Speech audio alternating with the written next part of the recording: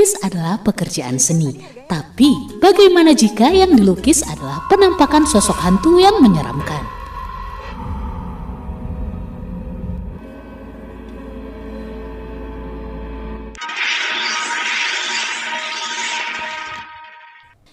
Hai kawan, Assalamualaikum. Jangan lupa klik tombol subscribe dan tekan tombol notifikasinya ya.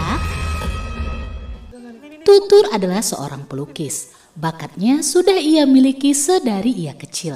Namun selain bakat melukis, waktu kecil Tutur juga memiliki kemampuan untuk melihat penampakan arwah atau hantu. Tutur memiliki seorang adik perempuan yang cantik bernama Sevia dan seorang ibu bernama Anna yang kini tengah menderita sakit yang cukup parah. Untuk menghidupi keluarganya, Tutur menjadikan hasil karyanya sebagai ladang uang. Ia melukis dan menjual lukisannya pada seorang penampung lukisan di sebuah galeri.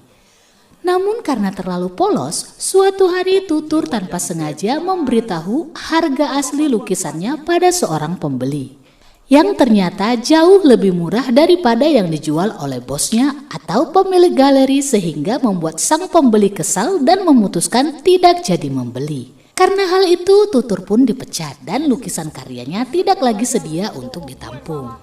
Suatu hari sebuah siaran televisi yang berjudul Arwah terlihat sedang mengudara di televisi Indonesia. Program tersebut menayangkan aksi misteri supranatural yang mana tampak seorang paranormal akan memanggil arwah yang nantinya akan dilukis dengan mata tertutup oleh seorang pelukis hantu yang handal. Namun karena kesaktian paranormal tampaknya sudah mulai berkurang, terjadi sebuah insiden di mana justru sang pelukislah yang kerasukan sosok hantu harimau dan menyerang paranormal hingga membuat siaran berantakan dan harus dihentikan sementara.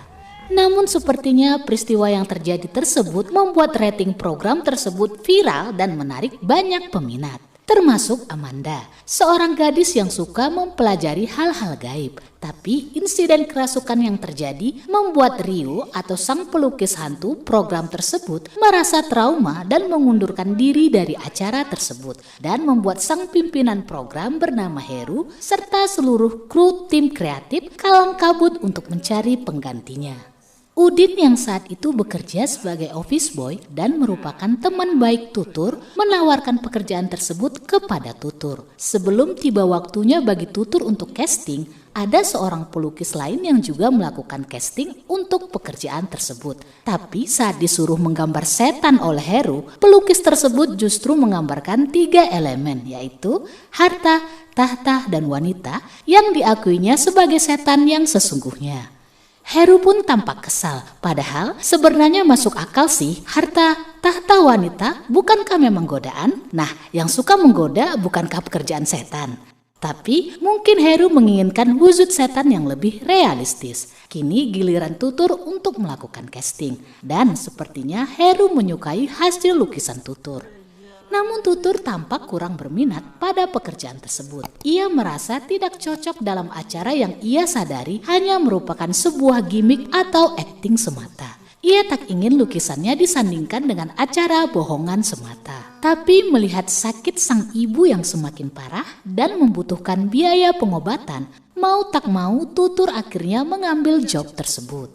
Syuting program acara tersebut pun dimulai secara live. Pembawa acara pun mengenalkan Tutur sebagai pelukis hantu yang baru dengan sebutan Ki Tutur Adiputra. Tapi saat diminta memulai melukis sebuah penampakan Gundurwo yang diceritakan telah dipanggil oleh sang paranormal atau Mbah Moro, Tutur tampak kikuk sebab ia diminta untuk melukis dengan mata tertutup. Kekikukannya membuat Heru tampak kesal. Apalagi sosok yang digambar oleh Tutur terlihat tidak menyeramkan, tapi malah sedikit lucu karena memperlihatkan Gundurwo yang sedang tersenyum bahagia.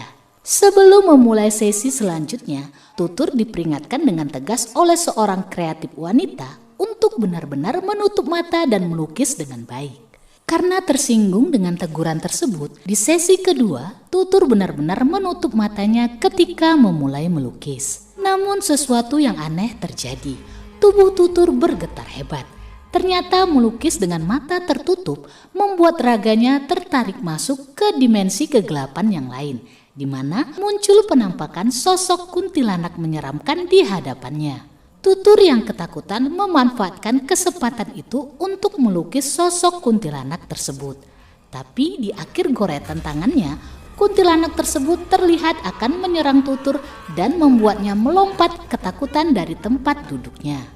Seisi studio dibuat heboh oleh lukisan Tutur. Apalagi Heru yang tampak menyukai adegan tersebut.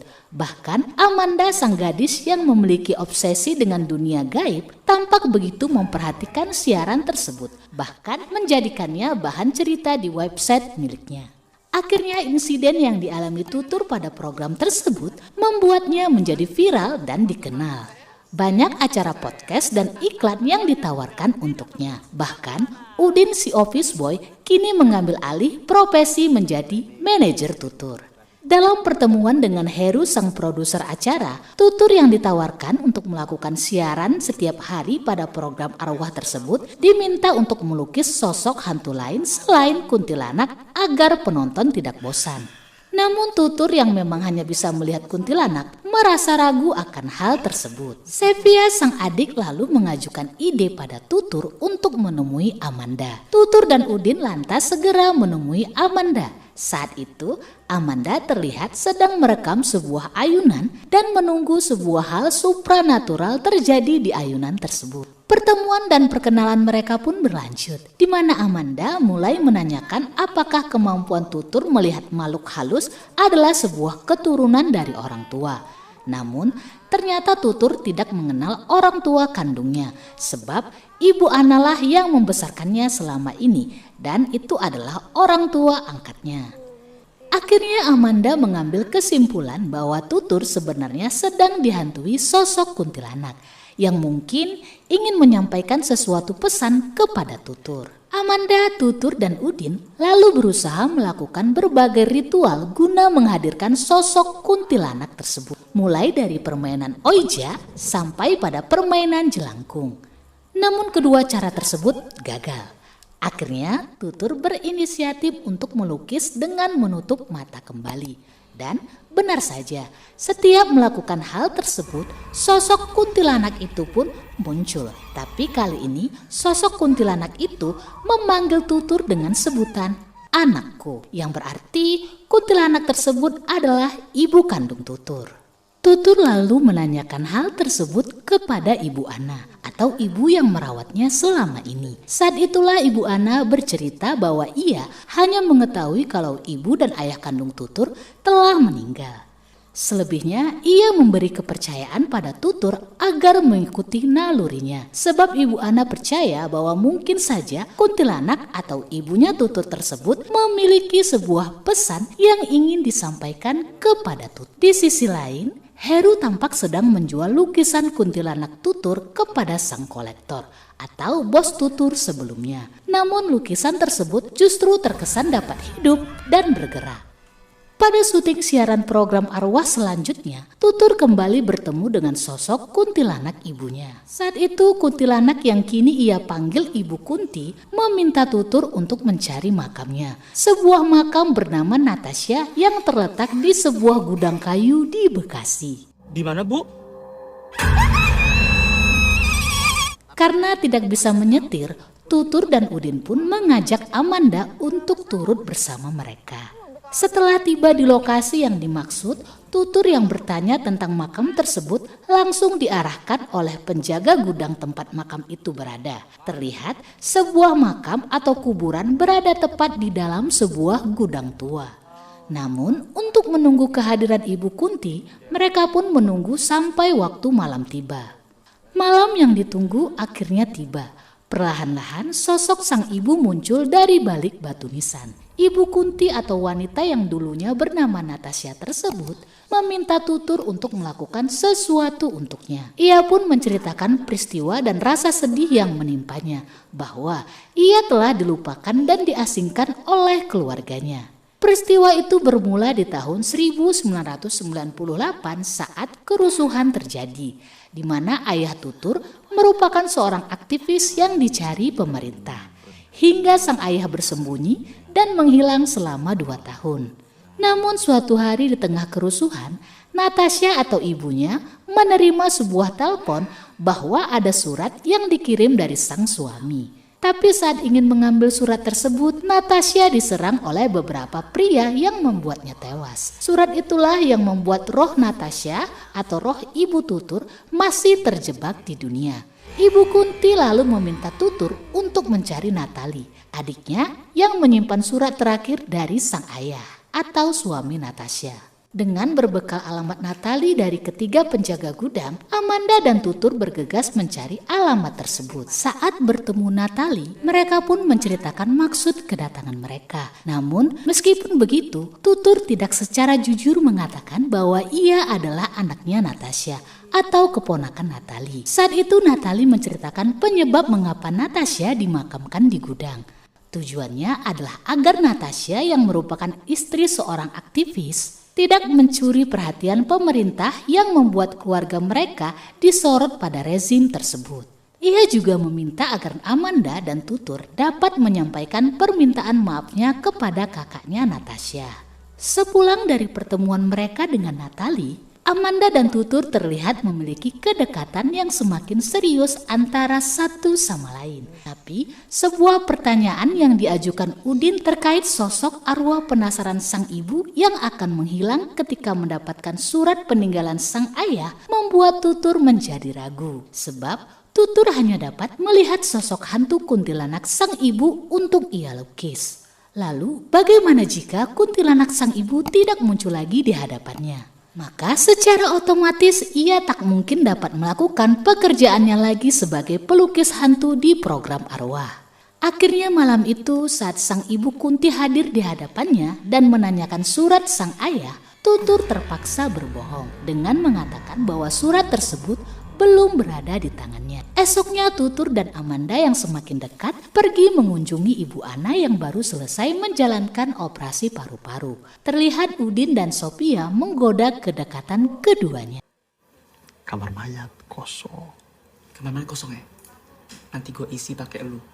Namun sepulang dari rumah sakit, Amanda bertanya tentang apakah surat sang ayah sudah diserahkan oleh Tutur ke Ibu Kunti. Dan lagi-lagi Tutur kembali berbohong. Kali ini kebohongannya diketahui oleh Ibu Kunti. Tutur tampak panik. Apalagi malam itu Ibu Kunti tidak mau muncul di hadapannya. Esoknya dalam syuting siaran program arwah, Tutur dapat kembali bertemu dengan sosok Ibu Kunti. Namun kali ini Ibu Kunti tampak diam dengan ekspresi menyeramkan seolah-olah ia menunjukkan kemarahan atas perbuatan Tutur. Bahkan lukisan yang terlihat juga adalah ekspresi yang sangat menyeramkan. Ketika Mbah Moro mencoba menjelaskan, lukisan tersebut bergerak bahkan menuliskan kalimat dengan warna merah darah yang membuat seisi studio tercengang. Amanda yang menyaksikan siaran tersebut dari rumah langsung mengetahui akan ada hal buruk yang terjadi. Ia pun segera menghubungi Tutur dan mengatakan bahwa Ibu Ana yang berada di rumah sakit sedang dalam bahaya. Kemungkinan Ibu Kunti akan membunuh Ibu Ana atas ketidakjujuran Tutur terhadapnya. Sesampainya di rumah sakit, Amanda, Tutur, dan Udin pun harus menyaksikan Sevia yang dirasuki Ibu Kunti dan mencoba membunuh Ibu Ana dengan cara mencekiknya. Melihat hal itu, Tutur akhirnya membacakan isi surat terakhir sang ayah yang dinanti-nanti Ibu Kunti. Sebuah surat yang berisi rasa rindu sang ayah yang sedang dalam persembunyian terhadap Natasha dan Tutur anaknya. Selepas surat tersebut dibaca, Ibu Kunti pun menghilang. Namun, Amanda tampak sangat marah pada tindakan bodoh Tutur yang lebih mementingkan karirnya di TV daripada ketenangan sang ibu. Namun keesokannya dengan sedikit keberanian, Tutur pun menjelaskan alasan perbuatannya yang sesungguhnya bahwa ia menahan surat tersebut bukan demi karir atau agar ia dapat terus melukis kuntilanak ibunya. Tetapi karena Tutur ingin lebih lama lagi dapat bertemu dan bersama dengan sosok sang ibu yang ia cari dan rindukan selama ini, meskipun dalam bentuk kuntilanak. Amanda pun akhirnya memahami perbuatan Tutur. Bahkan Udin juga meminta maaf telah membuat Tutur merasa tertekan atas pekerjaannya. Ia meminta Tutur untuk melakukan semua sesuai kata hatinya. Karena itu pada syuting program arwah, Tutur yang kembali bertemu dengan ibunya memberanikan diri mengajukan permintaan maaf atas kesalahannya. Ia juga berterima kasih atas kehadiran sang ibu. Berterima kasih karena telah mengetahui apa yang sesungguhnya terjadi pada ibu dan ayah kandungnya. Mendengar penuturan tutur, seketika wujud menyeramkan Ibu Kunti berubah menjadi sosok wajah Ibu Natasha yang sebenarnya.